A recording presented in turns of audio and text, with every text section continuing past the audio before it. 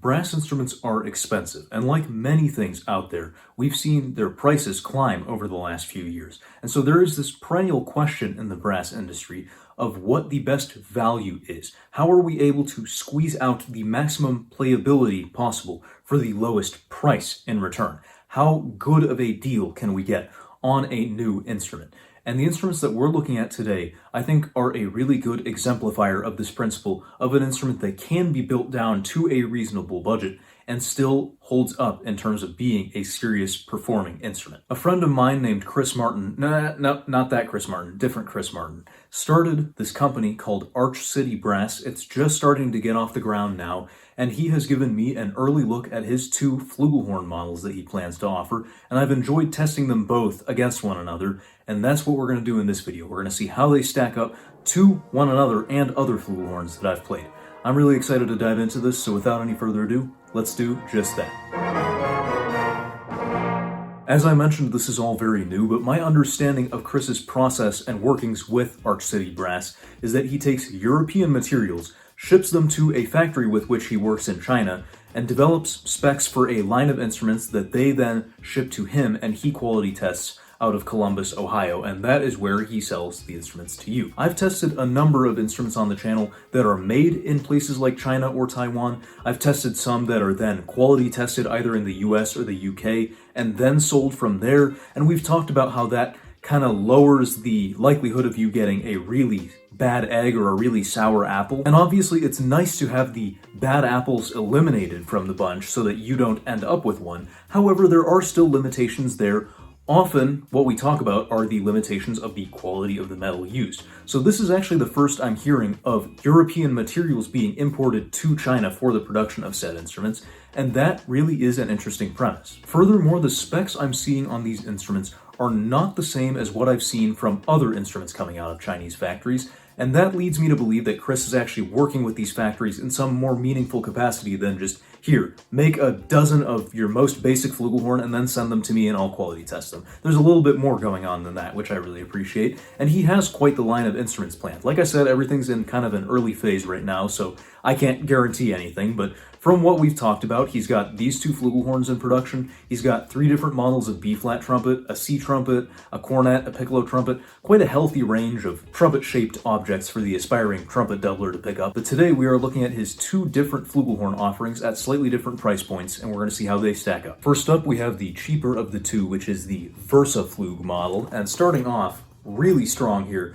we have this awesome backpack style case. I really appreciate a good case, especially supplied with a budget instrument, because sometimes it feels like you have to pay more than the cost of a decent instrument to get a decent case for that instrument. I really appreciate what's going on here. It's very sturdy, but very stylish as well. We've got the Arch City logo. We've got 2 different handles depending on which way you want to carry it. We've got backpack straps if you want your shoulders to do the carrying. And we've got a couple zippers here. Once we open it up, we'll see the Versaflug. And the interior of the case, by the way, since I didn't show it, is quite well padded and molded as well. Much better than some Chinese-made cases I've seen. So for some of my more astute viewers, this should be very familiar looking territory. I've reviewed another Chinese-made US-tested flugelhorn that looks to be built upon a very similar blueprint to this, and in fact I've reviewed the instruments in plural that kind of serve as the blueprint for this and the other flugel of its type that I've reviewed. This is very much a Yamaha style flugelhorn, and we can notice features like these straight cylinder valve casings with bottom sprung action. And we've got some more very familiar design language. We've got a standard large Morse mouthpiece taper going into this nickel silver tunable lead pipe. We've got a lyre holder here, a fully copper or perhaps red brass first bend after the valve section, and that is supposed to provide a little bit of extra corrosion resistance, and a 6-inch bell. This is all very familiar design language. Then we see a couple of Arch City flourishes, like the logo here, which I'll try and get a good picture of. A very large and comfy and hefty trigger paddle, which I really appreciate, and some cool inlays on the valve caps. Now, while this looks like just about every other Chinese flugelhorn that I've seen and come across, when we look at the actual specs, we start to see something a little bit atypical. A lot of these Chinese-made flugelhorns that look like straight rips of a Yamaha are generally rips of something like the Bobby Shoe model, the 6310 or the 8310Z flugelhorn, and those have a traditional small French bore modeled after things like the Queenon flugelhorn of 0.413 or something around that in terms of inch measurements. This is a little bit different. So Chris gave me the specs in millimeters, and the bore is 11.2 millimeters, which in inches is actually 0.441.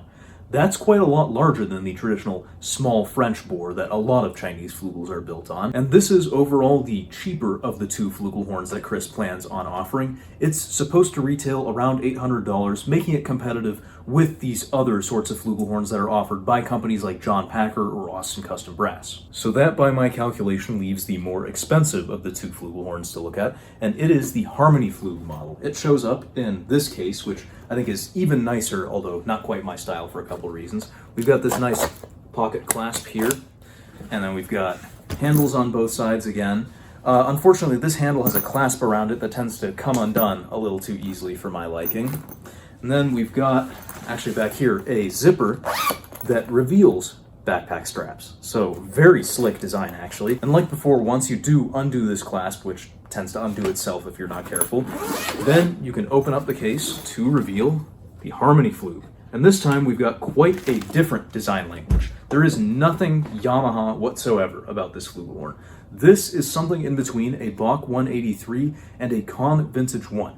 Two instruments that I've played and have half-filmed reviews on that I need to finish up, and each of those are well-respected instruments, but definitely have their quirks. So I was curious about this one. We've got the same tunable lead pipe, but yellow brass this time, and in fact, until the bell, we have almost all yellow brass. We've just got a couple nickel accents here or there, and the bell actually looks like gold brass. It's an ever so slightly darker, more orange tint. And that's a difference in copper makeup. Yellow brass will have about 70% copper, and then gold brass will have 80 to 85% depending on which company and which set of materials we're talking about.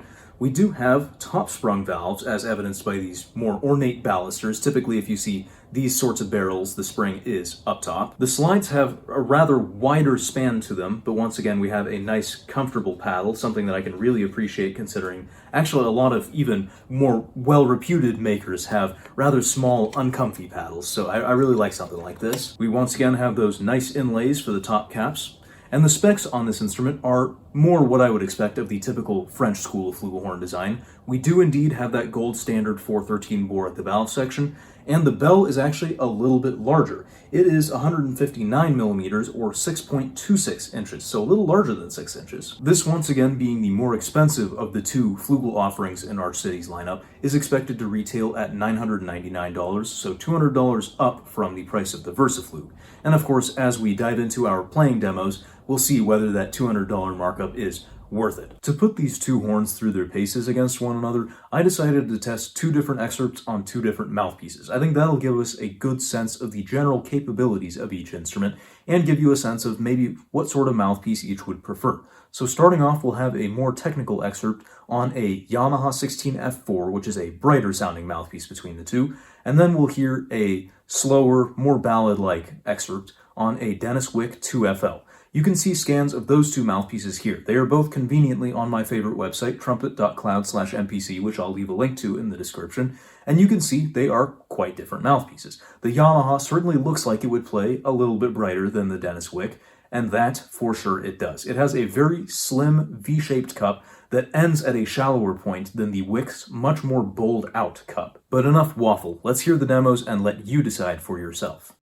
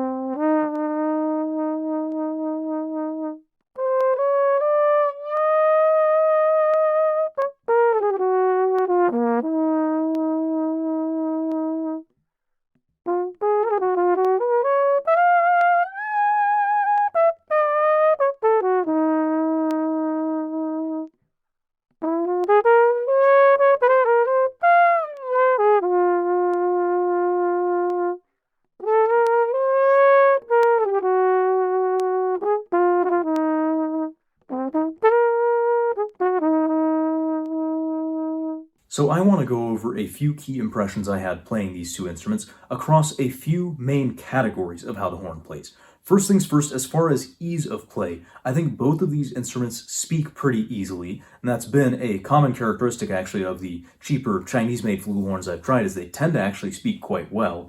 Both are fairly strong in this aspect, but I do find the Harmonyflug to play a little bit more easily and to ring a little bit more easily than the Versaflug. There could be a variety of reasons for this, but one thing for sure is that I find smaller bore flugels, generally speaking, to play a little bit easier. As far as the range, I think both flugels are pretty strong in the mid to low, no complaints there, but unfortunately for both of them, their kryptonite is going above the staff. And unfortunately, it's not atypical that a flugelhorn, especially a budget flugelhorn, regardless of country of origin, is squarely above anything like a high G or so, but that is the case for both of these models, and I should be forthcoming about that, as I did find them to not play as easily up there as my Getzen. And it's because of this that very often when we talk about intonation of flugelhorns, we really focus on just the register within the staff, the flugelhorn being a very conical instrument and taking quite a deep, bowl-shaped mouthpiece. You can expect your low register to be sharp in nature, and especially once you get down to the last few notes, they take a decent amount of triggering to get into tune. But then above the staff as well, you can generally expect a flugelhorn, almost irrespective of build quality, to go a little bit flat, especially if you're not using the perfectly matched mouthpiece to the instrument. But as far as things go within the staff, I think both models are pretty strong in this regard, and actually better than the other Chinese-made flugelhorns I've tried. And I would actually maybe say that the Versaflug, the cheaper of the two, is a little bit stronger in terms of intonation. But I'm not entirely surprised by this. This is my Yamaha bias showing as someone who is much more of a Yamaha guy than a Bach or a Conn guy. But I'm going to make the blanket statement that a Yamaha instrument is generally going to be much better in tune than a Bach or Conn instrument. Anything under the Conn-Selmer umbrella. I really don't mean to throw the entire conglomerate under the bus, but they've had some crazy quality control issues, and a lot of their instrument designs in general just don't play quite as well in tune as Yamaha instruments, which are strongly reputed for being well in tune and well aligned across octaves. And furthermore, Yamaha is known for having relatively good quality control so that two instances of the same model tend to play similarly to one another. That whole diatribe out of the way though, both of these flugelhorns do play impressively in tune for the price point. I've learned to test certain problem notes from the instrument, like high F on top of the staff being quite sharp for its slot, and the E just below that being quite flat for its slot. Neither of these instruments have any significant issues with either of those notes. I would say that the Harmonyflug has an F that sits a little bit high, whereas the Versaflug has an F that sits right dead on where I like it, and that is a really big argument in favor of it, compared to, again, another Yamaha-based Chinese flugelhorn that I reviewed on the channel that was obscenely sharp on the high F. I'm talking probably 30-35 cents. Where both the Versa and the Harmony do get a little dodgy is the 1 and 2 combination on that low E, which is sharper, obviously, than I would like it. But again, neither is as egregious as that other aforementioned flugelhorn, which again was 30 cents sharp on that low E. And as far as sound quality, that's obviously the bottom line for me as a very sound-guided player in general, and especially on the conical brass like the euphonium or flugelhorn. Neither of these flugels have the darkest sound in existence. I will also say my Getzen Eterna doesn't have the darkest sound in existence, but it's rapidly approaching that point. It's quite a dark sound, and neither of these are nearly as dark as my Eterna is, but they do have different nuances in their tone. I would say the Versa tends towards a kind of a fatness and a fluffiness to the tone, more of a padded out sound, which would be typical of larger bore flugels, and that's part of the aspect of the darkness that I like about my Eterna, is that it's a very fat sound. On the other side, with the typical small French bore, the Harmony has more of a breathiness and a smokiness in the tone, and that is, again, more prototypical of that jazz solo flugelhorn with the small French bore. That is kind of what you would expect. And it is more capable of a lightness in the tone as opposed to the heaviness that is more prone in the Versa. It's tough to tell which I prefer because it really is an apples and oranges comparison. Like I said, neither is my perfect flugelhorn sound, but both are really appropriate for different settings. I might generalize and say that the Versa is more of a section flugelhorn or utility flugelhorn, and then the Harmony, by comparison, is more of a soloist flugelhorn. If I recall correctly, Chris defined the Versa as being more of a jazz big band flugelhorn, and then the Harmony as being more of a classical or brass band flugel. That's a little bit too much of a generalization for me, especially because of what a range of meanings jazz can have, and in fact, I would prefer the harmony in some jazz settings because of the smokiness, especially when you're recording with a mic right up against the bell. I really like that aspect that the harmony gets, but both have good sounds in their own way, I would say. And this is, of course, influenced by the mouthpiece used. Each brass instrument is receptive in different ways to different mouthpieces, and it can really drive you nutty if you don't know how to approach it. But at a base level, what I would say is both instruments, and me personally as a player, definitely prefer the deeper, more rounded out cup of the Dennis Wick. I definitely found the Yamaha to play a little bit squirrely on both instruments. In general, like I said, that is like the most V-shaped cup I have ever seen, straight from rim to throat. It is just like straight sides all the way down. And I can't play on gear like that super effectively, and moreover, I don't think it brings out the full breadth and nuance of the flugelhorn tone when you use a cup like that.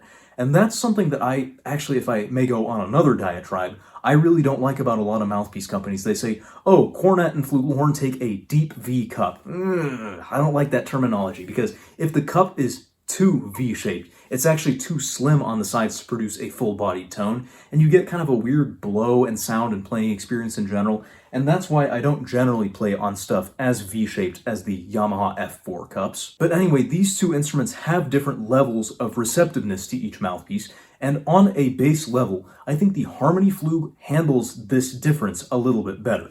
And that kind of harkens to its Conn Vintage One origins. The Vintage One is meant to be a flugel for the jazz artist first and foremost, and you see a lot more jazz artists using mouthpieces like this, and a lot more brass band and classical artists using mouthpieces like that. And so the fact that the Yamaha speaks pretty decently on the harmony, I think makes sense, whereas it was really squirrely on the Versaflug. It took a lot of taming to be able to use it on either, but if I had to use this mouthpiece at the threat of gunpoint, I would prefer to plug it into the harmony. I would have a better time overall that way. The Dennis Wick sounds like absolute butter on any flugelhorn, and tends to get along with most flugels well, these two included. I definitely really enjoy using this mouthpiece on both. I think both of these instruments are pretty solid value for their money. Are either of them a professional instrument? No. You're not going to see me sell my Eterna and pick up one of these in its place. However, I think they both do really well for the price they're marketed at. I know a few well-respected sellers that have these sorts of Chinese-made, US-tested flugelhorns on the market, and they tended to price generally. I remember the days where they would price around or a little bit lower than the price that the Versaflug sits at. And then I look at those brands now, and they're priced more up at the Harmonyflug end, around $950 to $1,000. And that, I don't know if I can justify, considering I think both of these play a little bit better than the other Chinese flugelhorns that I've played, particularly the Harmony. Does the $200 price increase justify itself? In some areas I would say yes, and in some areas no. They are different horns with different purposes, I will say. Both are good players. I would consider the Versa to be a little bit more approachable to first-time flugel players. I think it's got a little bit more predictable of a sound and response pattern. It's a little bit friendlier, I would say, starting out. The larger bore, while it doesn't impact things nearly as much as some think, it does help the horn to feel a little bit more familiar to someone who's only played trumpet and not played darker things like the cornet or flugelhorn before. Whereas, if you're a more seasoned player and you're looking to get more out of the instrument, yes, I would generally say go with the Harmonyflug. I think there are some really appreciable benefits that it has, and I'm really impressed at what a Chinese blueprinted Bach Conn copy can accomplish. It's not something the likes of which I'd ever played before, and like I said, I was a little wary going into it, and I figured that I might like the Versaflug a little bit more, but actually I really appreciate, well, both instruments, but actually especially the Harmonyflug. I think it plays really well for the $1,000 price point. Of course, when I say that more seasoned flugelhorn players might prefer the Harmonyflug, that begs the question of just how seasoned we're talking, because obviously these are not meant as professional instruments, they're meant as budget choices for the developing player, and there comes a point where a player will want a professional quality flugelhorn and move in that direction, but let's take a step back from that. If you can find a really good deal on a vintage flugelhorn of high repute, that's one thing. But it's another thing when you're stuck buying new because the used market doesn't really offer you up anything good, And to get your foot in the door with a professional flugelhorn, you're plunking down $3,000, $4,000, maybe $5,000. And unless you're really serious about going down that path and you're convinced that you're going to make a lot of money on the flugelhorn, or maybe the money isn't much of a concern to you, there really has to be a solid justification to plunk down half a kidney worth of dough for the sake of an instrument that you play once in a while, and certainly isn't going to be the big money maker for your gigs for 99+% of trumpet players. And on that note, if you're not making a ton of money on the flugelhorn and you really just want a nice utilitarian option that plays well on a better budget, this is definitely a good way to go. There are certain instruments in the brass industry that I do or don't recommend going the Chinese-made route. There are some that, like the E-flat trumpet or something like that I'm really not sold on most Chinese copies of, but things like the flugelhorn specifically, I think some of these factories have really cracked the code on, and you get massive value for a not-so-massive price. I was really lucky to get a crazy good deal on that Getzen Eterna, and had I not gotten that crazy good deal, considering I was in college and didn't have a huge expendable budget, I wouldn't have gone with it. So that was sort of a fringe case of me getting really lucky. But short of getting really lucky like I did, this is a really good option to consider, and you're unlikely to find any better value for the money, especially because the used flugelhorn market is a lot slimmer than the used trumpet market. People tend to try out a flugelhorn, buy it, and then stick with it for a really long time, and not part with it. Certainly not for a very cheap price, the way you can sometimes finagle a pretty solid intermediate or lower tier professional trumpet for pretty cheap. So with that, I'd like to give a big thank you to Chris Martin for sending me these two flugelhorns to look at. They were both a lot of fun to test, and I really hope that he has a successful start with Arch City and is able to turn it into a mainstay business. I think these instruments play, again, quite well for their price, and I think they're well worth a look if that's the sort of budget range that you're operating in. So here's hoping Arch City gets off to a good start, here's hoping this video helps with that, and here's hoping that he sends me more samples to look at. I really enjoyed making this video, and I hope you enjoyed watching. Thank you for your time, and until the next time, I'll see you... until next time, I'll see you... I'm off my game today. Until next time, I'll see you on the flip side. Thanks for watching, everybody. If you want to support the creation of bigger and better content on the Samuel Plays Brass channel, have your name featured right here, and a whole host of other perks and benefits, then please consider pledging your support at patreon.com/SamuelPlaysBrass. For now, you can find more videos in the end screen cards to my left.